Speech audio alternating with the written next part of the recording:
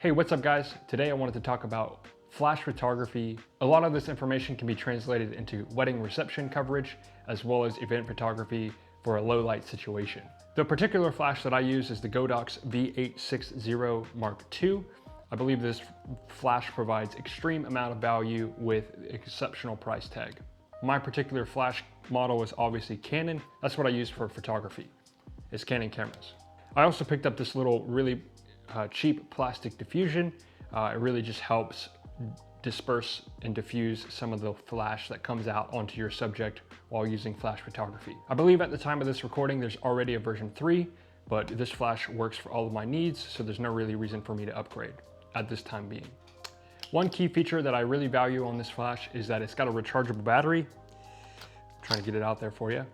One thing I hate about other flashes that I've used in the past is that they require AA batteries. And I find that extremely frustrating when you come up to a gig and you're wondering if your batteries are gonna last through the gig.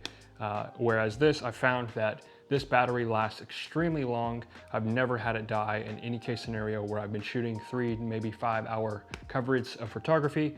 It's always got plenty of life left on the battery when I'm done. There are a couple of flash settings that your flash will offer, one specifically being TTL, another one is multi, and the lastly is manual. I'm not gonna go super specific into the TTL or multi just because those are not my first choice of flash options or settings when I'm using flash photography. I typically only ever stay in manual mode when I'm shooting flash photography. Just a quick synopsis on what TTL means. TTL mode is that it allows you to set your camera settings and the flash will burst according to what you set your camera settings. And I find that very unpredictable in run and gun situations where you set your camera settings and then the flash will fire sometimes really hot or sometimes maybe not so hot. And I don't really get a really perfect exposure. So that's why I just stick to manual mode. Next option is the multi option. This will allow you to do consecutive flashes back to back to back, depending on the variation of which you set it in your camera settings.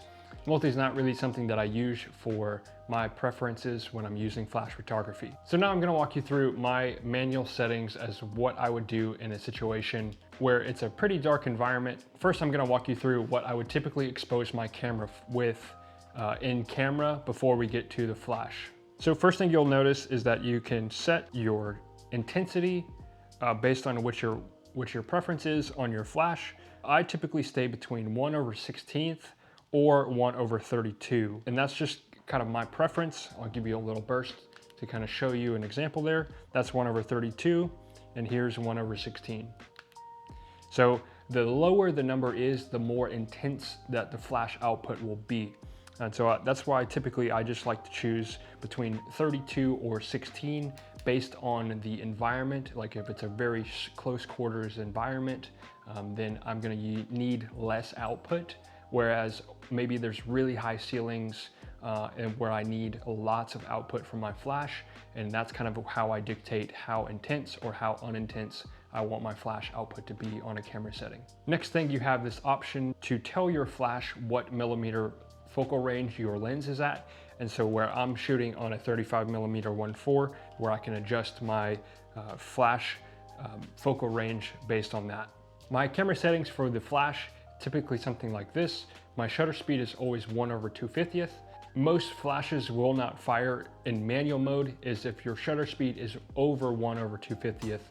So keep that in mind as a safeguard whenever you choose your camera settings. I usually keep my aperture between 2.0 and 4.0 depending on the coverage that I'm doing.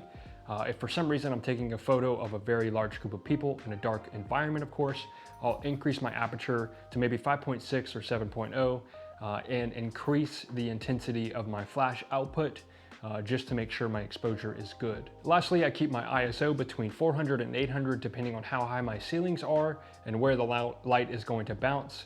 And if I'm in tight quarters, I can usually bring my ISO down according to my exposure. So these are typically my settings for creating a very dynamic shot using flash photography in a dark environment. The next thing I wanted to talk about is getting a unique, artistic, long exposure photo using flash photography. Basically, if you've seen a photo where some of the subjects are in focus, but the rest of the image is crazy. You can kind of see light leaks, lights dragging across, and it looks fun. This is how you achieve that look. First off, we're gonna keep our flash settings the same. We're gonna keep it over 1/32 or 1/16, and we're gonna bring our aperture down to 1/15 of a second.